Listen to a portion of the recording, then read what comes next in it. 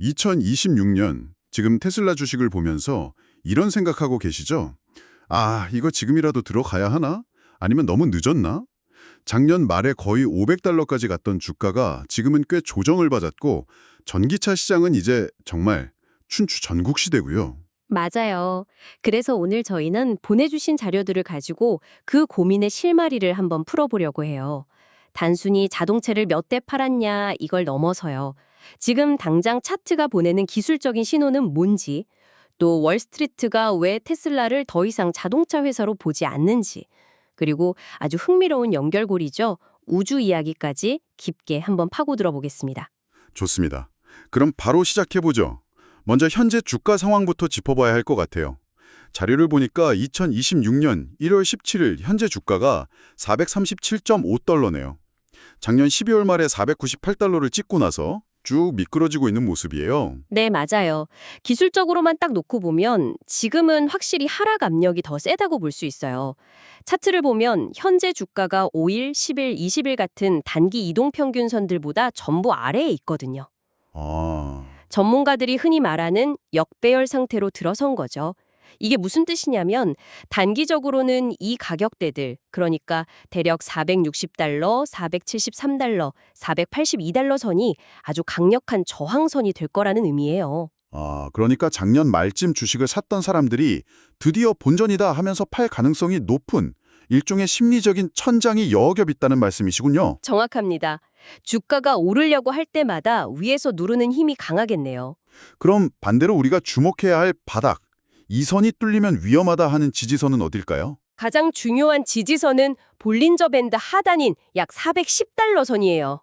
차트에서도 보이듯이 지금 주가가 딱 그 근처에서 어떻게든 버텨보려고 안간힘을 쓰고 있죠.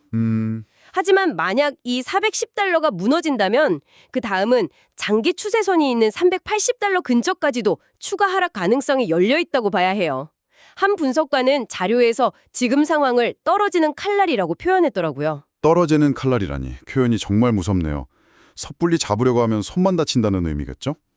그럼 계속 하락할 가능성만 봐야 하는 건가요? 혹시 긍정적인 신호는 전혀 없나요? 물론 있죠. 보조 지표를 보면 상대 강도 지수 RSI가 과매도 구간인 30에 가까워지고 있어요. 자료에 따르면 약 35에서 40 수준으로 보이는데 이게 보통 이건 좀 너무 많이 팔렸다는 신호로 해석될 수 있거든요. 아하, 그래서 조만간 기술적인 반등이 나올 가능성도 충분히 있어요. 결국 단기적인 방향성은 딱 한 가지에 달려 있다고 볼 수 있습니다. 410달러 선에서 벌어지는 이 줄다리기에서 이기느냐, 지느냐, 여기에 모든 게 걸려 있죠. 그렇군요. 410달러 선에서 아슬아슬한 줄다리기를 하고 있다는 건데 솔직히 이것만 보면 좀 불안하네요. 그런데 월가에서는 왜 목표 주가가 600달러까지 나오는 걸까요? 분명히 이 차트와는 전혀 다른 무언가를 보고 있다는 뜻이겠죠? 바로 그 지점이 2026년 테슬라를 보는 가장 중요한 포인트예요. AI 및 로봇 기업으로의 정체성 전환이 시장의 평가를 완전히 바꿔놓고 있는 거죠. 사실 자동차 사업만 딱 떼어놓고 보면 상황이 썩 좋지는 않아요. 네, 그렇죠. 보내주신 자료를 봐도 2025년 차량 인도량이 전년 대비 8.6%나 줄었고 결국 오랜 경쟁자였던 BYD에게 전 세계 전기차 판매량 1위 자리도 내줬잖아요. 영업이익률도 계속 압덕을 받고 있고요. 정말 모순적인 상황이네요. 본업인 자동차 판매 실적은 삐걱거리는데 회사의 미래 가치는 더 높게 평가받는다니 투자자 입장에서는 이게 가장 헷갈리는 지점일 것 같아요. 맞아요. 그 간극을 메워주는 게 바로 성장 잠재력이에요. 시장에서는 올해 2026년 주당 순이익 EPS가 약 36% 이상 성장할 거라고 보고 있어요. 아니 잠깐만요. 차는 덜 팔리는데 어떻게 이익이 그렇게 늘어나죠? 네.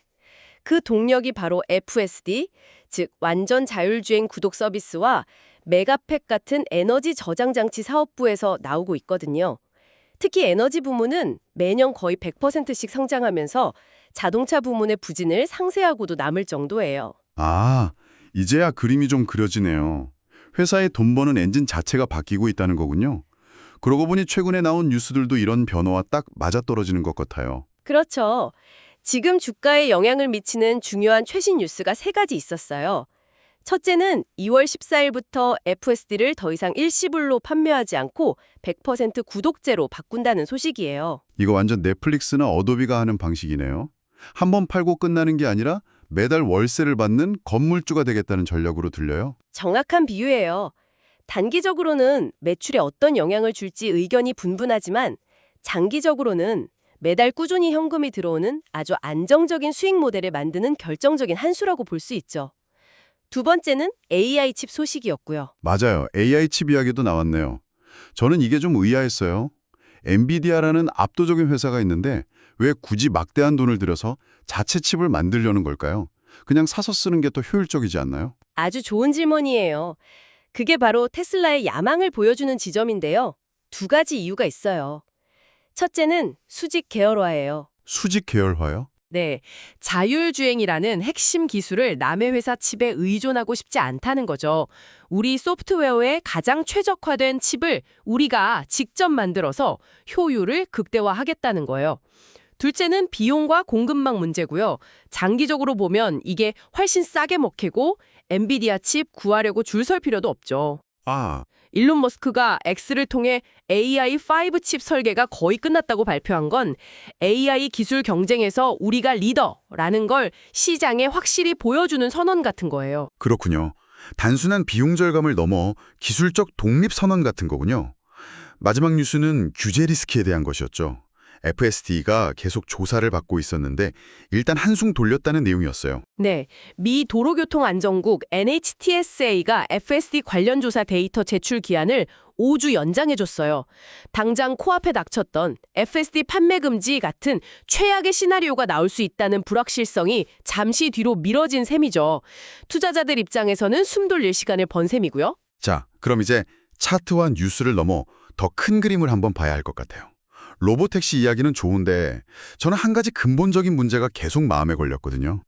만약 로보택시가 강원도 산골이나 통신이 잘 안 터지는 곳을 달리다가 인터넷이 끊기면 어떻게 되죠?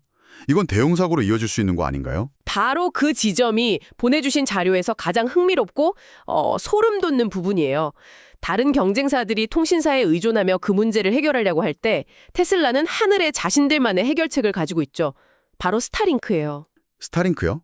스페이스X의 위성 인터넷 말씀이시죠? 네. 최근 테슬라가 차량 지붕에 스타링크 위성과 직접 통신할 수 있는 특수 소재를 적용하는 특허를 추론했다는 내용이 자료에 있어요. 이게 바로 로보택시라는 거대한 퍼즐의 마지막 조각이에요. 마지막 조각이라. 만약 테슬라 자동차가 스타링크 위성과 직접 연결된다면 어떻게 될까요? 사막 한가운데든 깊은 산골짜기든 통신 음영 지역이라는 개념 자체가 사라지는 거예요. 지구 어디서든 24시간 끊임없이 관제 가능한 로보택시가 완성되는 거죠. 와, 그건 정말 게임 체인저네요. 다른 회사들이 오지만 깔릴 때까지 기다릴 때 테슬라는 자기들만의 전용 고속도로를 우주에 까는 셈이군요. 이건 거의 반칙 아닌가요?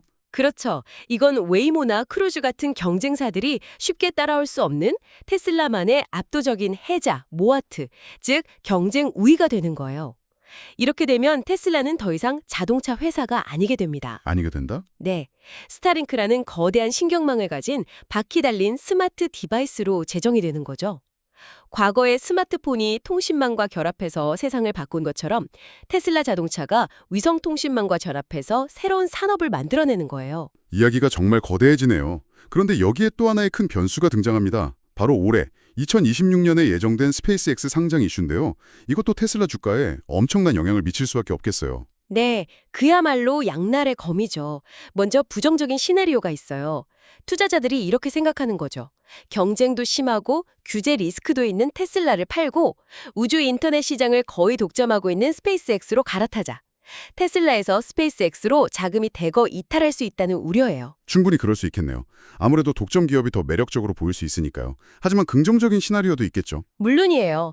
스페이스X의 성공적인 상장은 일론 머스크가 제시하는 비전, 그러니까 화성 이주나 AI 로봇 같은 것들이 더 이상 공상과학 소설이 아니라 현실이 되고 있다는 가장 강력한 증거가 될 거예요. 아, 그렇게 되면 같은 머스크 생태계의 일원인 테슬라의 가치도 함께 올라가는 후광 효과를 누릴 수 있다는 거죠.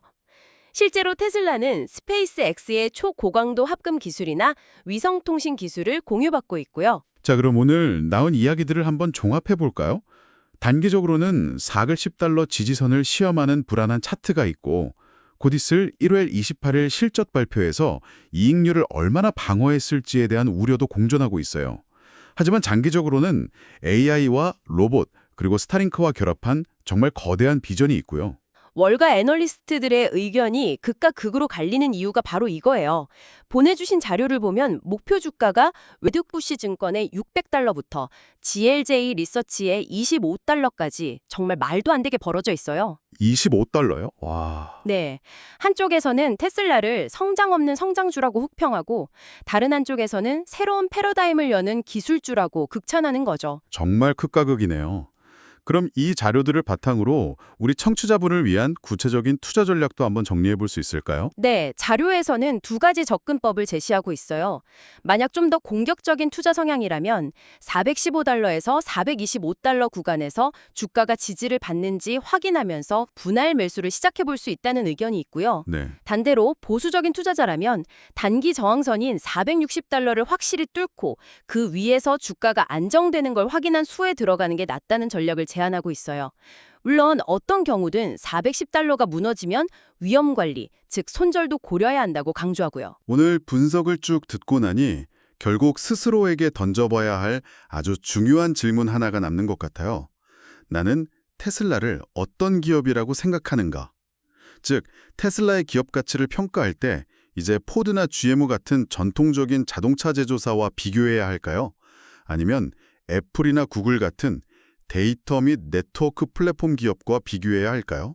아주 핵심적인 질문이에요. 이 질문에 대한 스스로의 답이 앞으로의 투자 방향을 결정하는 가장 중요한 기준점이 될 거예요. 계속해서 자동차 판매 대수에 집중할 것인지 아니면 스타링크와의 연결을 통해 만들어질 데이터와 네트워크의 무한한 가치에 집중할 것인지 말이죠.